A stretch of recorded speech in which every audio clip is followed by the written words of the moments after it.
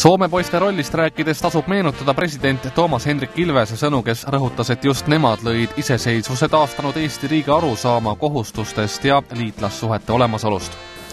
Silm oli selge ja mõistus oli veel terane. Tuli teha seda, mida süda käskis, aga mitte kokutada ega mekkutada. Kuni 1940. aastani võinuks me Soome poisse nimetada Eesti rahva kõige õnnelikumateks poegadeks. Nende haridustee kulges Eesti Vabariigis, nad olid üles kasvanud iseseisvas riigis. Aga siis tuli sõda ja okupatsioon. Rikutakse ära see isamaa kasvatus, isamaaline kasvatus. Noored, näiteks kui me käisime kooli, siis oli sport meil eesrinnas.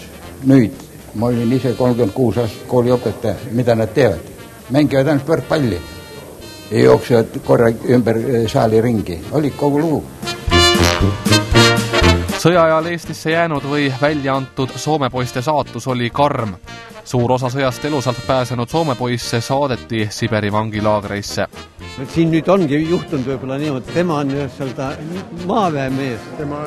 Mina olen mereväemees. Soome sõjaväes oli ligi 400 Eesti poissi olid Soome mereväes ja see moodustas 10% Soome mereväest.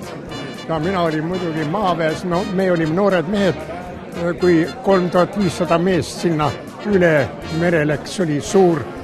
Kui hakkab praeguse ajaga mõelda, see oli ikka suur niisugune entusiasm, mis viis noori Soome sõjaväkke kaitsma Soome vabadust.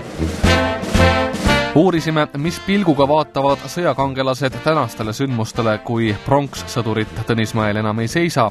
Mida te nutate ühe ausamba pärast niisugust paanikat tekitate? Kui te sisse tulite, okupeerisite meid, siis te õhkisite kõik meie vabaduse sambad ja meil polnud kellelegi kurta.